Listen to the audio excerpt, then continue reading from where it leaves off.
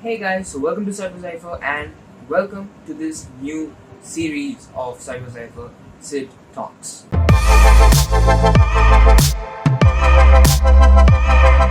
So this series is nothing about I will be talking about random tech topics in every videos. And in this episode, I'm going to tell you what computer should you choose. I mean, what computer suits your needs actually. So how do I choose a computer? You may be thinking, I'm an idea of buying a new computer, but what configuration is suitable for me? Well, I'm going to tell you in this video. So let's get started.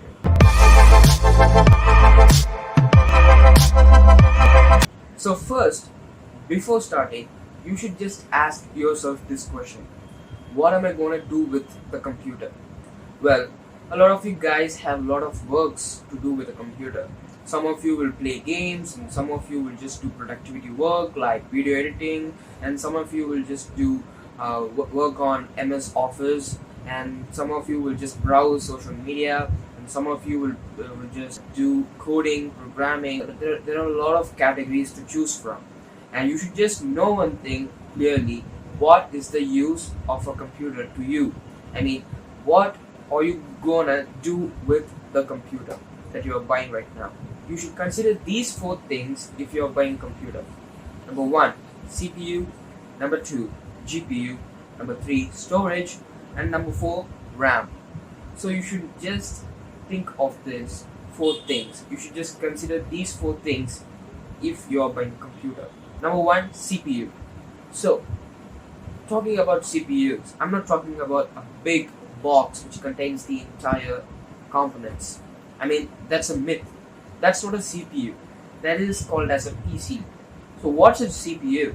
Well, a CPU is nothing but a small chip, and it is also called as processors. So the processor is the main thing, and it is the brain of the computer, like you were being taught in the school. So the brain of the computer is the processor, and also called as CPU. And there are a lot of CPUs to choose from. So what is the use of a CPU in a computer? Well, it is the main thing. It just processes everything, like how much RAM should be consumed by a software, or just showing you your files, doing everything. You should just consider to buy a good CPU that suits your needs. Well, what CPU should you choose? Well, if you just come to CPU, there are only two particular brands which everyone suggests, that is Intel and AMD, also called as advanced micro devices. So if you just go on YouTube and search for what processor should I choose, you will just get these two names. So I'll do a separate video on which is better, but in this video I'm going to tell you about both of these things. Starting with Intel. So Intel has, starting from the least amount of processors to the advanced and the powerful processors. So starting with the least, Intel has many processors. Intel has so many models in their processors. Starting from Core 2 Duo, Intel Pentium, Core i3, i5, i7 and i9. So actually it may be confusing to you, because what's those I's in the I mean, what does that mean actually? So first, let's start with Core 2 Duo. So Core 2 Duo processors are the most basic processors. Does not even just work with the modern operating systems like Windows 10 or upcoming Windows 11. So I may not recommend you that Core 2 Duo processor. And the next is Intel Pentium. So Intel Pentium can be useful if you're having selected configurations in your computer, like if you're just using your computer for just browsing social media and doing office works or something like that, you can just use Pentium. But the only thing is, you should be using your computer with a compromise, because Pentium does not give you the most powerful performance in the computer. Then what should I choose? Then you can just go to Core i3, which is also a very basic processor in the market right now from Intel. So you can choose Core i3 processors if you're just going to use your computer for very basic needs like like office works and social media, just like that. Just for learning purpose, you can choose Core i3. That's the very basic processor that I recommend. But I don't recommend those two processors which I told you before, Pentium, Core 2. They're just crap. Yes. So the next is Core i5 processor. So this is just an intermediate processor. This is not a very powerful processor or not a very basic processor. This is intermediate between them. So you can even use this Core i5 processor for gaming purpose, like intense gaming, with a powerful GPU included. But it is also used within intermediate, like playing some normal and lightweight games and doing multitasking. Intel Core i5 is the best processor for you if you are doing any multitasking process or anything like that. And the next is Intel Core i7 and i9. So these two processors are just the most advanced and powerful processors from Intel till now.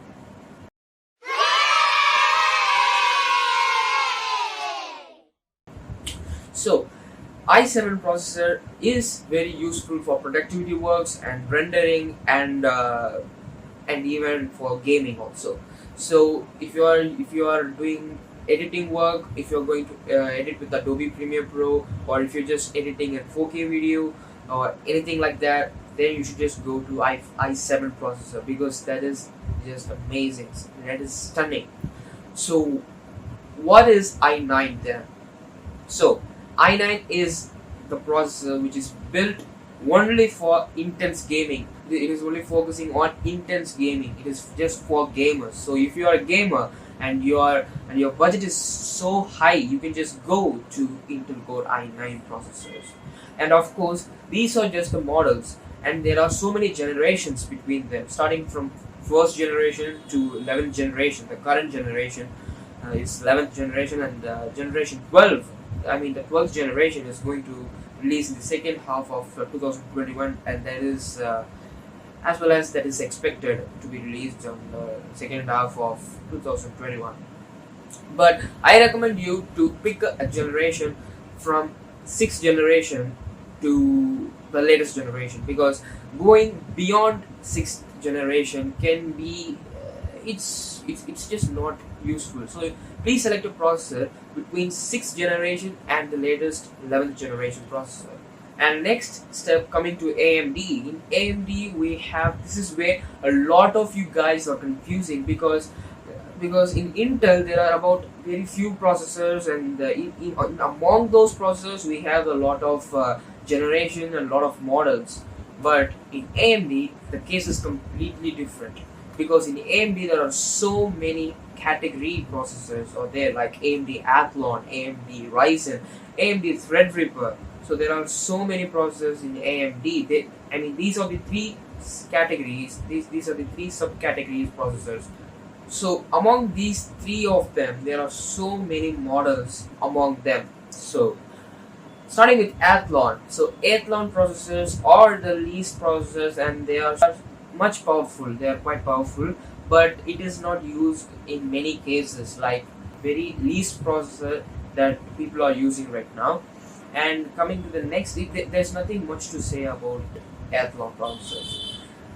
And coming to the next step, Ryzen processors. So Ryzen is the most common used processors in the PC industries right now, because Ryzen having the same subcategory from Intel, just like i3 we have Ryzen 3, just like i5 we have Ryzen 5, just like i7 we have Ryzen 7, just like i9 we have Ryzen 9.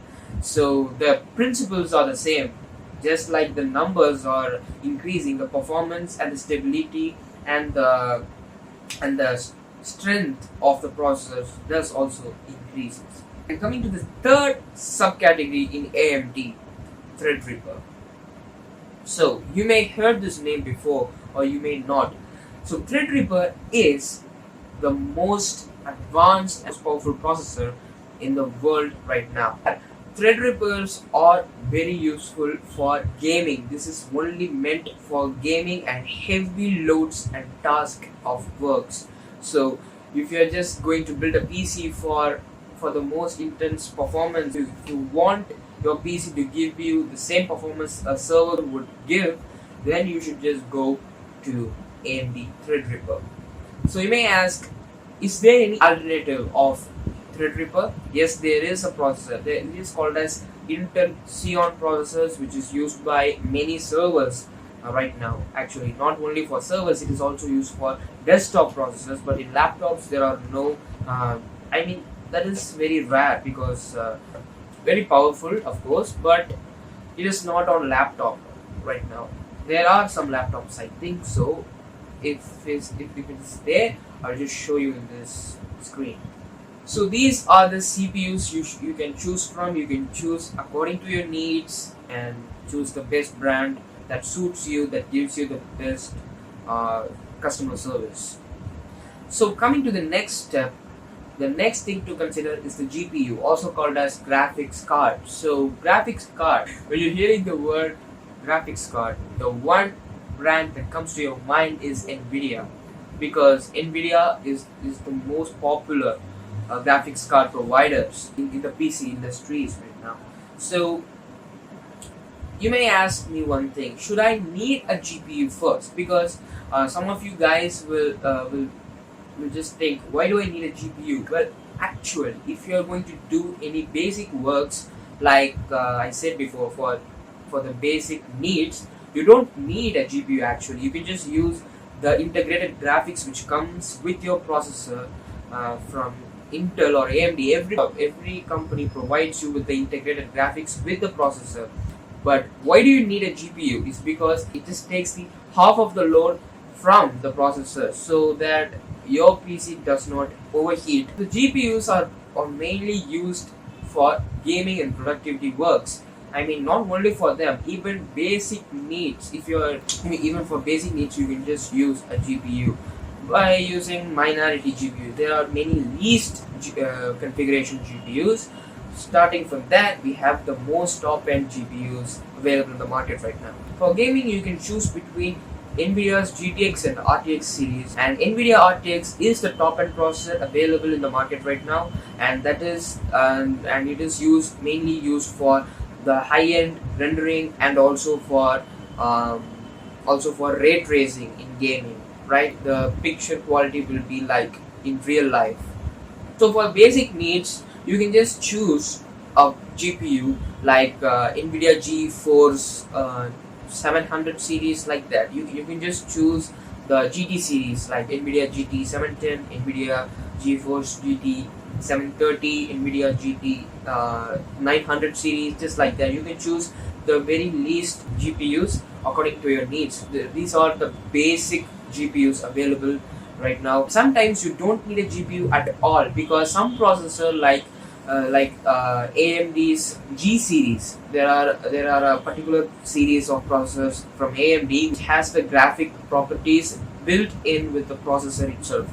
In that cases, you don't need a GPU at all. So you don't need a GPU with those processors. So those processors like AMD Athlon G series, like or else AMD's Ryzen G series, just like that. And in Threadripper, if you want, you can use it, or else don't use it, because in Threadripper is already very powerful. So if you want, you can use it. Otherwise, you don't need to use a GPU. So these GT series, which I said before, are called as video cards rather than graphics cards. So graphics cards are used for managing graphics properties. It reduces the system loads, as I said before, and you can just use them for a better video performance, for the better resolution and stuff like that. So RAM. Coming to the RAM, how much RAM should you need if you're building a PC or buying a PC? Well, actually, modern operating systems like Windows 10 and Windows 11 does require at least of 8 GB RAM to run smoothly in modern hardware. You can increase them according to your configuration, according to the CPU configuration which you are using and the GPU. You can increase your RAM according to that, so your hardware will be running so smoothly. And the last thing, we came to storage. So what storage option should you use? I mean, what is available if you're just coming to storage? Well, actually there are two options you can choose from. Number one, HDD. Number two, SSD. HDD is called as hard disk drive and SSD is called as solid state drive. Well, what I recommend is you should just go to SSDs, because HDDs are the traditional hard disk hard drives that the legacy computers used before, and even some of us are using the HDD for storing data, because that is the cheapest way of storage right now, because SSDs can be very costly and HDDs are so cheap, so you can just choose between them. If your budget is too tight, you can just choose an HDD, but your performance will be compromising. But what I recommend is SSD. As I said before, SSDs can be costly, but when it comes to performance, SSDs are just in the next level actually. So there are two options when it comes to SSD. So these two options are widely used among the most modern computers right now, and they are SATA and M.2. So SATA SSDs are just like HDDs, like the traditional hard disk drive. You can just connect them using the same connectors you use to connect an HDD like regularly. And the next is M.2 SSD. So M.2 SSDs are so advanced and so much powerful comparing to any other models of storage available right now, because they are so advanced, they are powerful, and if you are expecting your computer to run like paper aeroplane, you can just use an M.2 SSD. So you may be asking, what configuration is my PC which is behind me actually? So this is a custom built PC, and the configurations are a bit intermediate. It's not a top end or low end processor. So the CPU, the processor which I've used in this is Intel Core i7 9th gen processor, and which has 16 gigs of RAM, single stick only. So it has a solo stick, 16 gigs of RAM, and it has M.2 1 TB storage, M.2 SSD 1 TB storage, and it has a GPU which is NVIDIA GT710, GeForce GT710. So that is as I said before, it is just a basic graphics card. In future I'm having a plan to upgrade that to GTX. So this is the main configuration of my PC right now. And now you may be thinking, what motherboard and stuffs like that, SMPS and motherboards, what and how should I choose them? Well, it is like you can just choose anything in any brand or any model motherboard which just suits all of your components, which just accepts all of your components in the motherboard. So you can just choose any one particular motherboard. For SMPS, if you are building a custom PC, you can just choose from SMPS like the configuration. If your configuration is top end, you can just choose the more powerful SMPS. And this is for only those who are building their own PC. But if you are just buying a new PC, you don't need to worry about these motherboards and that I said now. So the brand will provide you with the most quality hardware. You just need to see the configurations like the CPU and RAM and HDDs, I mean the storage. So you just consider these things which I said before. So that's it for today, guys. I really hope that you enjoyed this video. If you enjoyed this video, don't forget to like, share this to your friends, and subscribe to my channel, and just hit the notification button down below, and follow us on Facebook. And right now Zypher is on Instagram. You just go and search Zypher. There will be our profile. You can just click and follow us. And also our website is getting developed very soon and released very soon. And I'm just really sorry, guys, because we messed up the live stream. That is the main thing why I'm making this video, because one of the main thing why I'm making this video, because I messed up the entire live stream. Sorry sir, the desktop audio is a bit low. Can you please repeat what you said again? I'm so sorry. Please forgive me. And yeah, see you guys later. Bye.